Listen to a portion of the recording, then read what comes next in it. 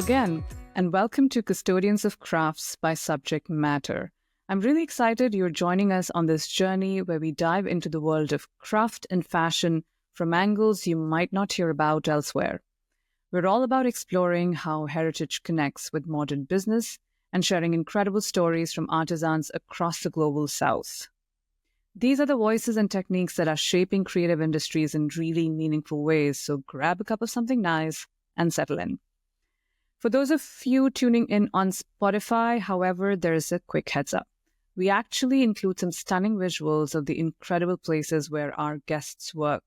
You'll get to see these amazing fibers in their raw form and watch the creation of truly one-of-a-kind pieces. So if you're enjoying what you're hearing, I truly encourage you to check us out on YouTube as well to get the full experience. Now moving on. In this episode, our journey takes us to the South African Karoo, this amazing semi-arid region that's practically the global headquarters for mohair farming. It's where some of the world's absolute finest fibers come from and where our guest, Frances van Hasselt, runs this incredible women-led textile studio.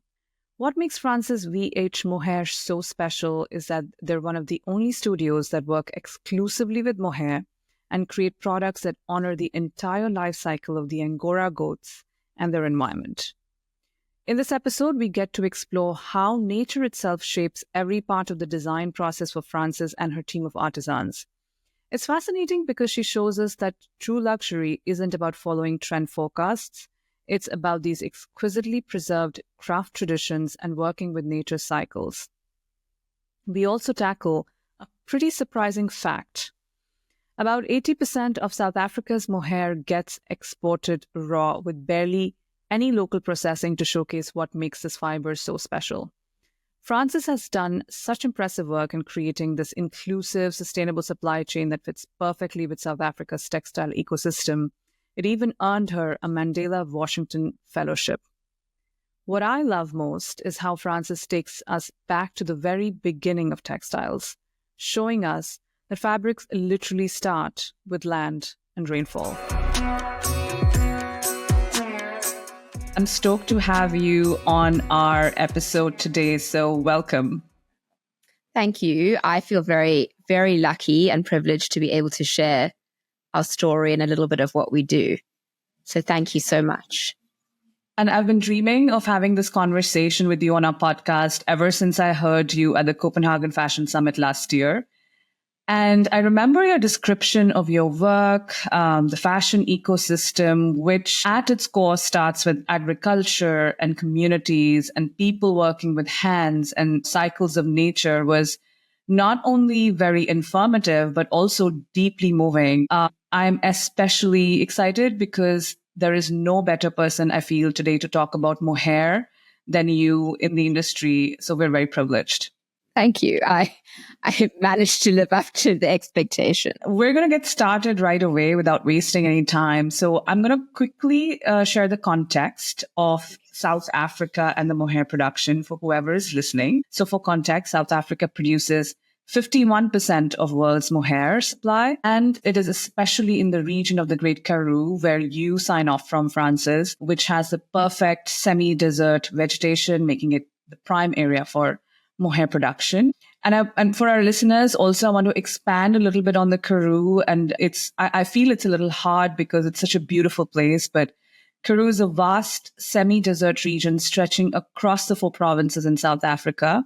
I want to say it is South Africa's answer to Australian outback. It's kind of characterized by extensive open plains bordered by dolerite-capped mountains, which is a specific kind of rock. Not only is it one of the most diverse and unique arid areas, but it also looks like, I think, a place with divine presence. It is so beautiful. So I'd love for you, Frances, to paint us a picture of growing up in that region and especially on your family's mohair farm, and write us a little love letter to the Karoo, as I expect only you can do. I'll try. In the course of the conversation, it comes up all the time. All of what we do is a bit of a love letter to this place. I always like to start by making sure people understand what mohair is, because I feel often in the textile and fashion world, we speak about these things, but no one has any idea of what that means. But mohair is a fleece of an Angora goat. and these goats have a haircut every 6 months, and that's how we get mohair. And often there's a confusion between mohair and Angora rabbits because they share this name, and that there's no connection. The one is a goat and the one is a rabbit. And they just share this name because they both originate from an area in Turkey, which used to be called Angora and is now Ankara. But mohair is really one of the world's most ancient and exclusive and sustainable natural fibers. And in textile terms, it's often referred to as the diamond fiber because it's so scarce, and it has very beautiful qualities, which we might be able to have time to go into later, but I'll skip that for now. But what very few people realize, even within South Africa, is what you've just mentioned, that up to close to 60% of the world's mohair is produced in South Africa, and specifically the Karoo, which is the semi-arid region of the country. It's where my family farm with Angora goats, and that's also where we have our studio. And it's one of the most extraordinary places. It's ancient, it has this antiquity, and like deserts, it has this beautiful kind of symbiotic relationship between these feminine, soft, open pastel skies and harsh desert landscape. We are all completely obsessed with rain and water, and it's one of the few places in the world where you can't escape the elements. Like the elements inform your everyday practices. It informs what time you wake up in the morning. It informs the work that you do, how you live, how you eat. And I think that that's a very special relationship. And when you live in these areas, it's impossible not to be aware of nature. And because it's such a delicate ecosystem, you make sure that whatever you do kind of feeds this area, because if you don't feed it, it has an immediate negative impact on your personal well-being. So it's a very important understanding to have. If you're a farmer, or in my case, you're a maker, there is absolutely no ways that you can survive if you're not protecting or conserving the land and the plant life and the animals in the community that hold this space together. In addition to this, I think it's interesting, just to give you an idea of the South African mohair landscape, is that in addition to us producing the bulk of the world's mohair, it's also the supply of mohair is so tiny that it's not economically interesting for anyone else outside of South Africa to process mohair. So all of the rest of the world's raw material, so from Australia, New Zealand, Argentina, comes to South Africa to be processed. And then we become this nucleus for the production and processing of mohair. And yet 80% of the global supply leaves our country in a raw form. So that means we're not doing anything to beneficiate the raw material or to build our own textile industry. And I just really believe that if we want to be home to mohair the world over, that we have to start producing beautiful end products locally, which not only speaks to the fibers' extraordinary characteristics, but also this very unique African heritage. And so it was with that in mind that I started my brand and the studio. And I can go into more about the farming and more of the South African textile landscape if you want, if we have time for that, because I think that is also important context. Yeah, I totally agree. So my second question, I think, is specifically to look into the South Africa's textile production, but specifically mohair production. And like you mentioned, like 80% of this mohair that is produced in South Africa is exported in raw form, and very little is done to beneficiate the local communities, but also celebrate and own this wonderful fiber. So I want to talk a little bit more about that.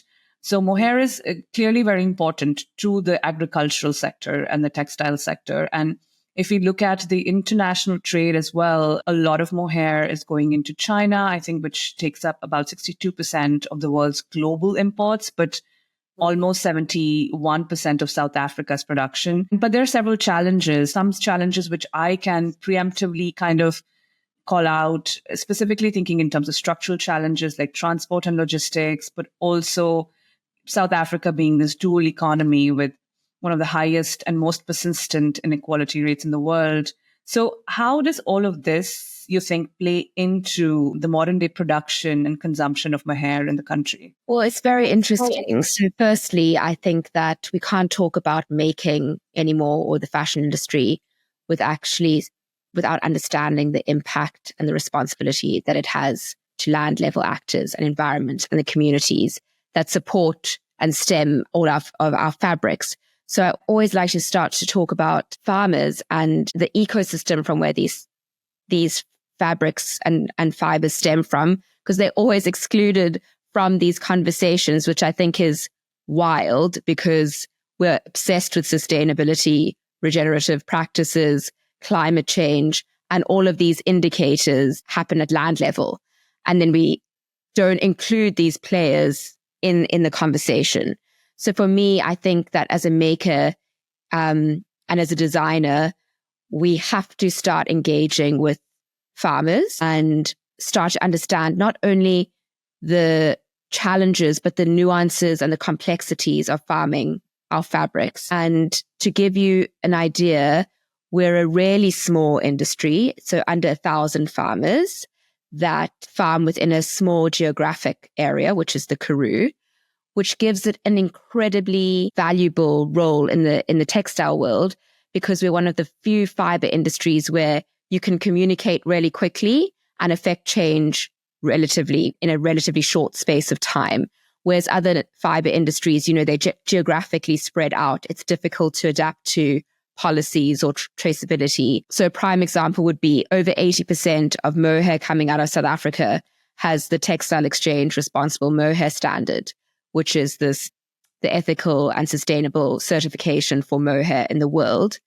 And what has been fantastic about these kind of global standards, they are also challenges, but for us as a raw material country, it has given us kind of a voice and a role to play in a global supply chain and be part of very progressive and interesting collaborations in the fashion world. And I think that it's also interesting in this small industry, the mohair farmers have kind of realized we are living in a constantly changing world, whether that be policy or climate. And there's a general commitment to continual growth. And like I said earlier in my description of the Karoo, these farming practices they've been practicing regenerative or sustainable practices long before it's this current, hot topic or fashionable. And that's because it's the only way to survive and to thrive in these areas. And I think it's important for us in this industry to realize, I think that often land level actors are affected by huge price pushing down on price. And at the same time, I'm like, they are the only people in our supply chain where the ecological success, the animal welfare, the community welfare literally informs their business and their sustainability and their financial sustainability. So for me, that's really important aspect to remember.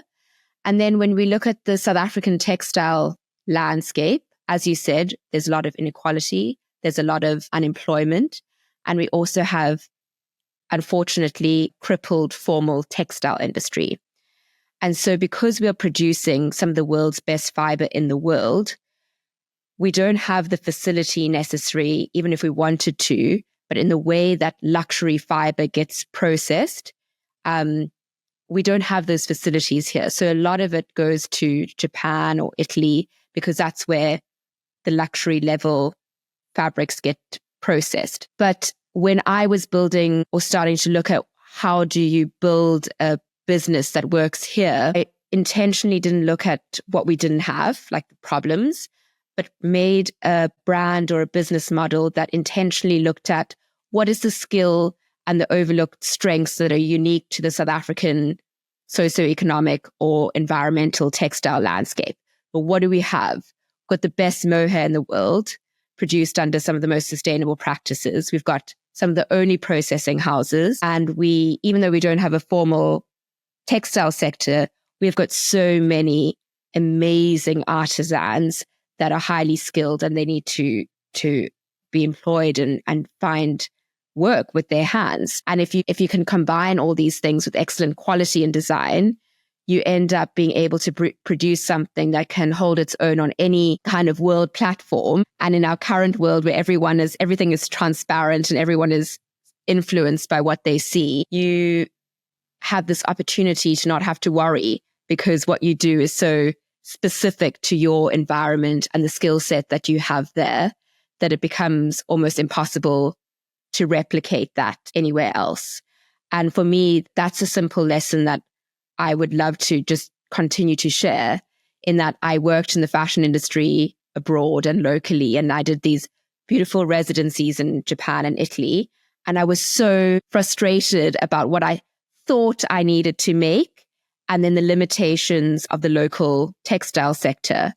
And it was only when I stopped fighting what we don't have that things became simple and small, meaningful, and actually exciting. And I think that working around what we don't have is often more interesting or relevant than what already exists. And if more people realize like the power and impact that you have when you work within the ecological and social footprint that is true for you, I think that you realize that even if you don't necessarily produce a lot, you will capture the attention and the imagination of people looking for moments of authenticity and storytelling and truth. And that's certainly what we've found and what we try to share with others, both within the local South African textiles sector, but also abroad. Every place has a fashion or a fabric history. And instead of trying to emulate what is clearly broken in our industry, to kind of relook and regather to what makes sense. I think that that's really important. That's actually very beautiful, like how you described the local production. And my next question was around talking about the regenerative practices and how the production happens. But before I go there, I just want to ask a quick question out of curiosity. So a lot of fast fashion brands that use mohair today, in some blended forms, because I would say like average consumer's introduction to mohair is probably through one of the bigger fast fashion brands. Multiple of those use mohair blended with some other kind of wool. Sometimes it is blended with other fabrics as well. How does that function in that ecosystem? And I know like South Africa has had challenges with mohair labor practices within mohair production with the coming of the RMS, which is the standard for mohair today. A lot of brands are reusing this mohair. What are your thoughts on mohair being sold blended with other fibers in terms of just accessibility to the fiber and the quality as well? There's so many layers to your question. I think that all fibers are blended a lot of the time. It's very rare that you have, 100% wool or 100% cashmere or 100% mohair. I think that also the more that you understand materials, you can mix them in certain ways to achieve different things.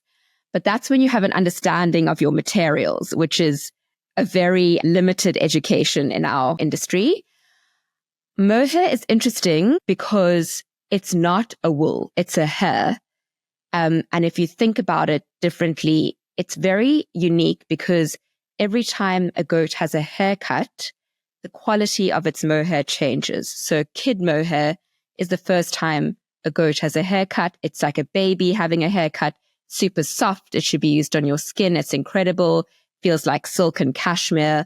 And every time it gets older or it changes its diet or it's a summer or winter climate, the actual quality of the hair changes. It's exactly the same as if you think about us. And so as the goat gets older, it becomes stronger and coarser. And that's what we use for our rugs, for example.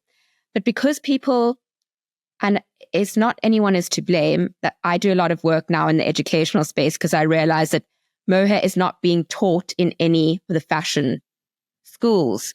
And so no one understands what that means. So what happens is, you might have a fast fashion brand who's like, okay, mohair's having a moment.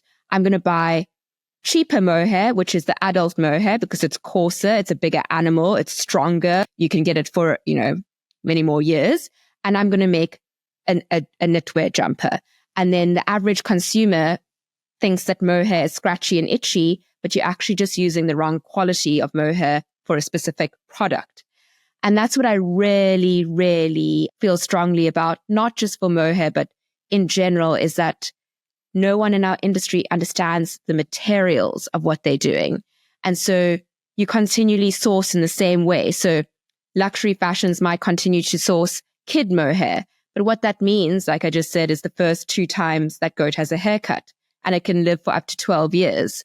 And what I think that we should be doing is start to ask ourselves as a fashion industry or as designers, or educating the next generation to be like, okay, if this is how the ecosystem of that fiber works or the life cycle of an animal, what can I make that is new, that is different, that exciting, that speaks to the full life cycle, instead of just not knowing anything and trying to manipulate a material into something that you've dreamt up but have no idea how to achieve. And so for me, it's very important that we start making pieces or collections based from land level up, ingredients up, instead of this constant focus on collection down, because there's zero connection between what you've dreamt up. And let's be honest, no one needs more stuff.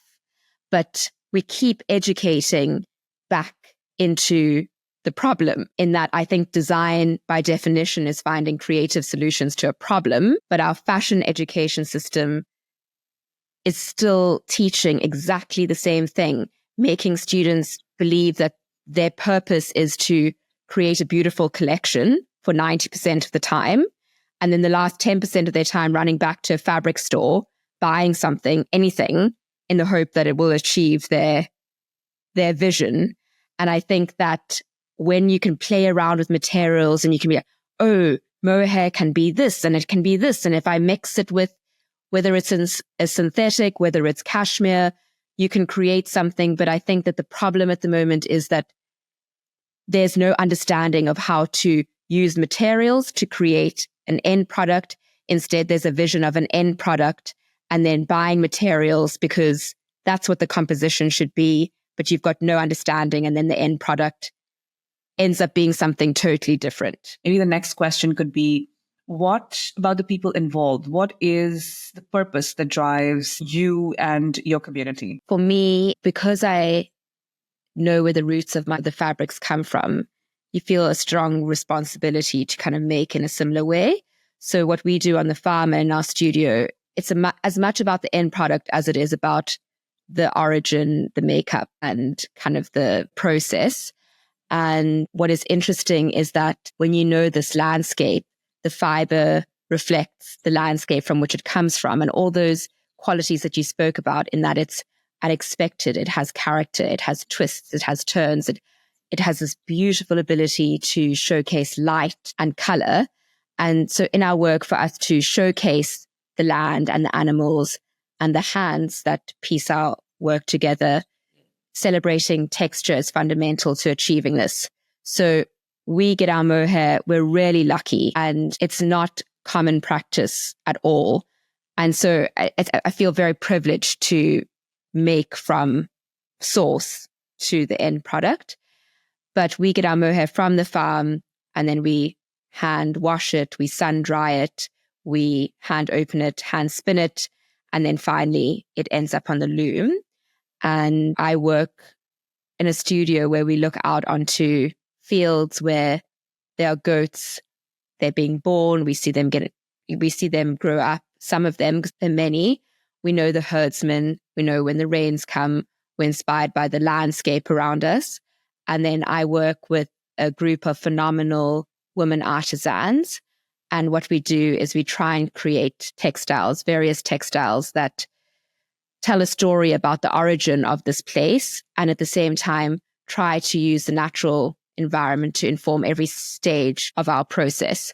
So for me, we work with raw material and old ways of making, and then we combine that with new design. And for me, I mean, the fact that we can work with raw natural material that has never once left its place of origin, been mixed, as you mentioned earlier, with anything else, lost its natural character, or been touched by anything other than human hands or the natural elements, give our work this extraordinary sense of rawness.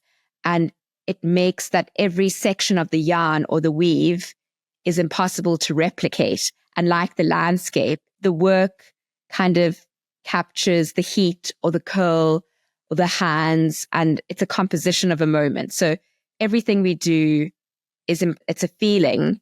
And then because we combine this with hand spinning, I can talk about hand spinning for a very long time, but it combines the rawness of the material with the personality of the maker. So every time in our studio, we know whose yarn is whose, because you can see it looks different, because at every moment that maker is passing this incredible fiber through their fingers into a spinning machine. And whether they're having a good day or a bad day, if they're tired or in love or bored or excited, all of those feelings get trapped in the rhythm in which you pass this fiber through your hands. And so for us, that's a very beautiful kind of concept. And it's been very interesting to see for me in that we're living in a time of heightened technology. We're doing this podcast. There's definitely been a reverse pullback to artisanal pieces that are made by people who are happy, people who are putting their heart into something, and animals or land, because there's an extraordinary amount of soul and feeling that users can feel from these products. And I think it's one of the few things that mass-produced mechanized objects will never be able to give us. It's an amazing sense of comfort and connection. And I think that that's becoming increasingly important. So that's a little kind of insight into the way that we work. I can truly say that even for me, like, I mean, I was a fashion student, so I understand fashion value chains. But when I think it really made a difference going and seeing where the clothes are made as a part of my undergrad. This is about 15 years ago. And going into production houses, being able to connect these dots of how fashion is made and where it is made is, I think, really informs what you want to buy. Like it's one of those things which I feel like if you know how chicken is reared, it might affect what you eat, right? Like it's a very similar correlation. I agree with you. I don't understand why, especially brilliant brands who put a lot of effort into their materials and their process, why no one is talking about, why it is valuable. Everyone just talks about collection and price point as understanding value in fashion. And I think that once we spend time educating people on where things come from, how it was made, why it was important. I hate the word luxury, but luxury or speciality is not necessarily just an object or a tag. It's a feeling. It's something that you understand. And we've done this education with food or with wine. And there's a great need for us to understand value in the fashion and fabric industry in a similar way. Why it is that price point? What were the elements? What were the skills involved? What was the steps? How long did it take? And if we have more of that, I just think that if the average person on the street knows that mohair comes from a goat or linen is a plant-based fiber, not a, basic education, I think that a lot of the complexities of the fashion industry would be explained and people would have a stronger kind of baseline for what is true and what is not. And so I feel strongly that we have to do the education. And as much as traceability and science and data and technology have played a huge role and is very needed, I think that we can't lose our connection in terms of what we do, because we're going to follow the same barcode that fast fashion to very bespoke pieces are following with absolutely no education of what that means in practice. And I think that's a very dangerous space to be in. Yeah, I agree. And it has been a loophole for such a long time. I feel like fashion industry has been self-regulating. So they've been able to, as an ecosystem, get away with lack of transparency. I think we're starting to see that there are a lot of myth busting happening within, the value chain. A report came out with the Business of Fashion that a lot of ethical, quote unquote, ethical cotton is being picked by child labor in India. And there is again, like you said, there's barcoding, there is storytelling, but the follow through is minimal. But I think, like you said, like it isn't just a fast fashion problem, it's an industry-wide problem. Like most players are working with opaque supply chains and do not want to communicate, that to a lot of consumers on how fashion is made. And that would see like the human impact of fashion, environmental impact on a clearer platform. So if I move from here, Frances, in an ecosystem like this, like a business like yours, where there is so much impact on other, stakeholders in that system, like your community, you're working with farmers, you're also, looking at educating consumers, you're slow in your, production and consumption. What would you say are the metrics that you would use to measure the success of your brand today? I'm a creative at heart, so metrics are not something that I think about like that. I think for me, success really means standing for something and really putting in the work to understand your supply chain or your service chain, and not only be able to defend it, but actually have respect for what you do. And I also think that success for me means many, many different things.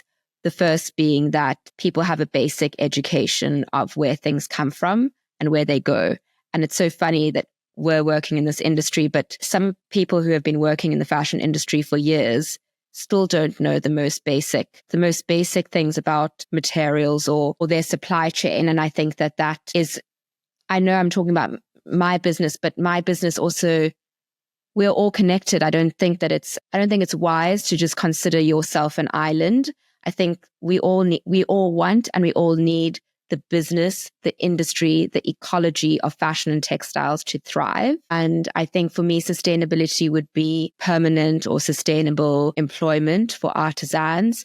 It would be land level actors being celebrated and supported for them to get long-term or contract pricing for their raw materials. That for me would be hugely successful, because how are we expecting these people to care for the land, put more and more and more investment back into the land when we are not guaranteeing them any price for their efforts or their raw material?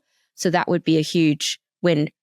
When we as an industry start supporting the land, that's when I think it will drive the success for the rest of the supply chain. I also would love to see South Africa become the home of mohair, on not only production and processing, but actually for us to be creating. We have some of the most brilliant designers in the world, but for us to work with the materials that come from here and create pieces that might look different, the way that we make is different, but the quality and the standard is right up there. And in terms of education, really just to be in more fashion schools or educational colleges where we're teaching people about materials, specifically mohair, but it's a way of thinking clever to just talk about mohair as an insular fiber. It's so small, it's very South African, it's very bespoke. But the concept and the way in which we're talking about materials can be applied to anyone, because fabrics, they're the woven history of a place. Everywhere, in every corner of the world, the very reason as to why they exist, the material used to make them, who makes them and why, gives us, captures a moment in time. It's a history.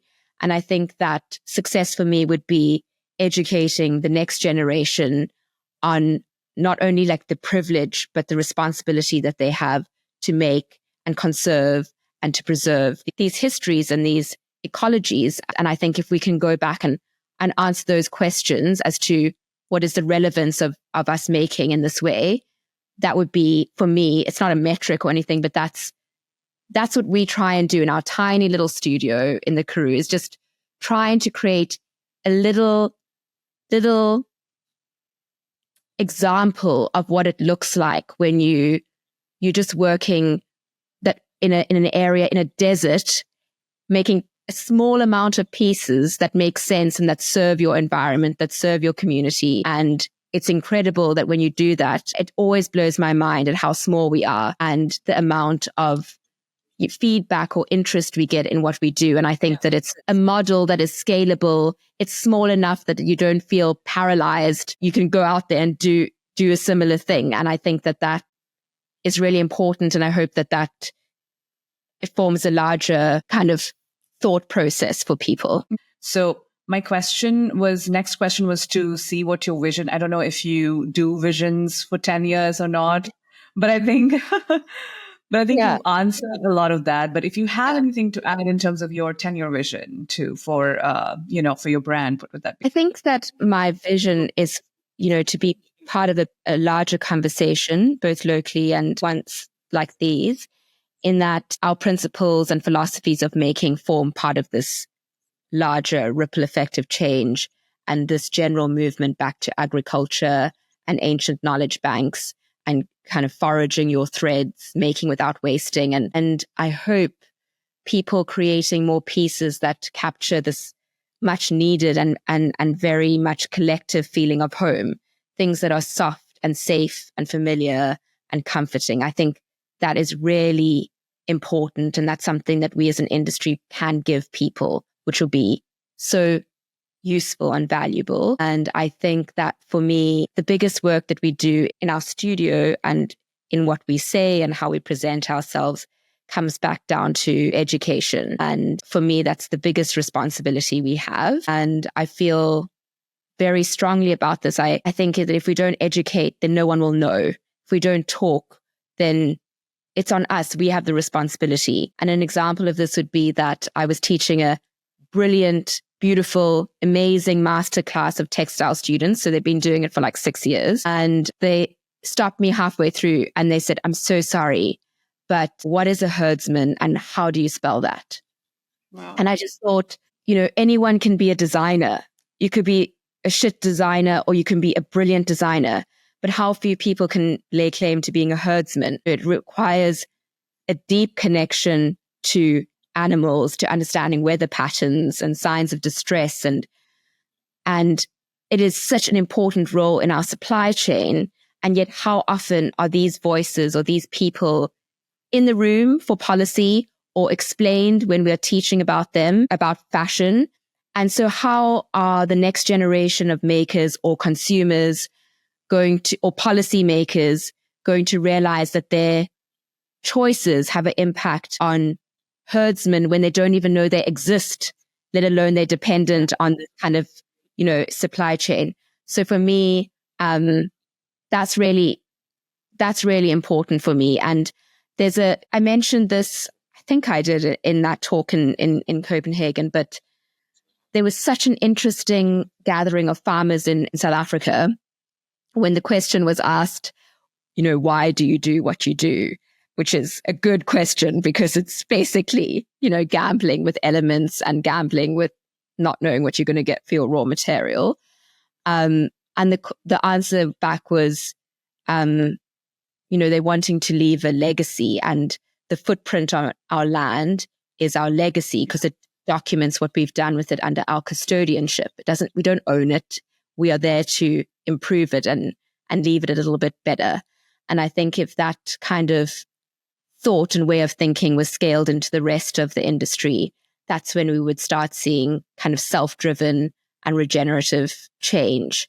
And that's kind of really what we as a family, as a farm and as a community and as a studio and the work that we do and the people that we engage with, just if it's every time that we speak, every time that we engage in the things that we put out and believe to be true, if that more people in the industry felt something or realized something or learned something, I think that we can only do a little bit, but that's what my vision is for 10 years. If we can achieve something like that in 10 years, it would be amazing.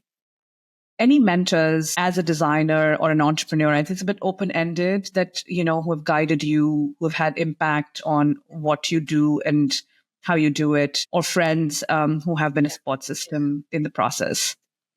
I mean, so many. I think that everyone we come across with mentors us in some way, whether we choose to step away from what they say or step towards it. But I have had phenomenal help in terms of creating a business structure around what I want to do, with Giles Heffen and Brita Unit were my business kind of coaches. And I think that that is so important. I think there's a lot of creativity and a lot of goodwill out there, but there's no one sitting down helping you explain how you can create a business that doesn't look like anything that already exists. And I think lots of people fail because they're trying to fit a new way of making into existing models of like collections or trends or what should work. And that would be my biggest advice, is like find someone who can create a business model for you that doesn't necessarily look like anything that exists before, but will work for what you're trying to do. And also I had another just beautiful mentor called Nobisa Mnyama, who has helped me just always make sure that your work is relevant or contextualized or challenged me into answering questions. And I think that students have been also such fantastic mentors because they always ask you why. And you have to constantly ask yourself why. The artisans that I work with are by far the best teachers I've ever had in terms of making and thought process and just care and passion every day into what they do. And my family, I wouldn't be able to make this way if I didn't have a family who, my dad, grew up as a little girl in a dusty little town and wanted to be part of a fashion and textile world. And my dad used to take me into the veldt, which is the rangelands, and say to me, if you want to understand where fabrics and fashion come from, you need to spend more time in nature, which is the starting point from which the rest follows. And at the time I thought, you poor delusional man, you really, nothing. Not the case. But we all do. Yeah, those as a mentor, that became, as I said, the primary principle from which we create. Family and friends who are not necessarily, my family is obviously part of what I do, but friendship, I always think are the foundation, just to make you laugh, to support you no matter what, even if they don't understand what you're doing. And there have been many, many of those. Yeah. That's absolutely beautiful. Thank you for sharing so much of your story and vision. I think we can go into a quick round of short answers. I call the rapid fire section. So I'm going to ask you some quick questions, and you can answer them in whatever format you like. First one, and I don't think this should be easy, but any piece from your collection at Frances VH Mohair that is close to your heart that you specifically like? We've just done an incredible collection called the Boterbloem collection. It was a studio collaboration for our town. And that is very much in my heart at the moment. It's going to be very difficult to see it go. Great. The second question, and I'm a bit nervous about this one. So you have two collections and I want to help you pick which one you like. Is it Frances VH collection or Turbus Landings? Did I do that correctly? You did. I'm not pausing because of your pronoun. I'm pausing because I don't know. I would say Voorschoot VH for now, just because the concept is so interesting of a Voorschoot is an apron and VH is like this desert succulent plant. And it's the concept behind it is trying to make people aware of fabrics, because it's not a shirt or a dress. It doesn't tell you how to be worn. You have to curate and think about the art of dressing. And an apron is one of the oldest forms of human adornment. So it's trying subconsciously to make people aware of, fabrics and seeing it as an accessory. So I would say very difficult. Yeah. Voorschoot VH. Okay. So one emotion that you think describes your journey with mohair? Joy and unexpected joy. What are the crafts brands that you think that have inspired your journey? Or it might not be that have been inspiring your journey, or you think are doing great work and you look up to or are inspired by? So many people are doing amazing work in the craft space. I'm inspired a lot by outsider artists in our community. There's one particular called Louis Skuman. He's a wire artist. He's amazing. And my very dear friend, Leandi Mulder. And then there are just a lot of artists for me that are doing beautiful work. And it would be insulting to name just a few, but there are many, inspired all the time. Great. And is there a word in Afrikaans that you would like to share that defines your work? I don't know if this actually describes my work. It's just my latest word in Afrikaans that I just love, which is ontploffings, which means explosions. So I would call it like maybe sachte ontploffings, which are soft explosions. Yeah, I love that. Ontploffings is a beautiful word. It's like very good. I'm not sure if I can ever pronounce it. One day after I'm done with French. Okay, so what are you listening to or reading during your work travels, or just in general? I love to find books that kind of give a childlike view of whatever we could call adult world. So I really loved reading Max Porter's Lanny, and I also try to read things from a different perspective. I'm currently reading the new Ta-Nehisi Coates book, which is mind-bending and interesting. Yeah. And beautiful. And in terms of music and podcasts, I like to listen to both. I listen to a lot of Desert Island Discs and skip from past to present. I love articles of interest. And I've also I've been loving Trevor Noah's What Now podcast. But yeah, that's a rough little, I don't know, it changes all the time. Yeah. And what are the words, I want to say 3 words for your community in the Karoo that you would attach to your community? I would say humility and humor. That is lovely. I love that you have so much fun while doing what you do, and there is an element of humor. So thank you so much for sharing that. It's important because it's should be fun. That's what my friend said to me always. She's like, when in doubt, you need to ask, this is meant to be fun. Yeah, true. Yeah. Absolutely. The outcome is looks a lot of fun and looks absolutely divine. I am so thankful to you for your time. So thank you so much for coming here and talking to us. Thank you so much.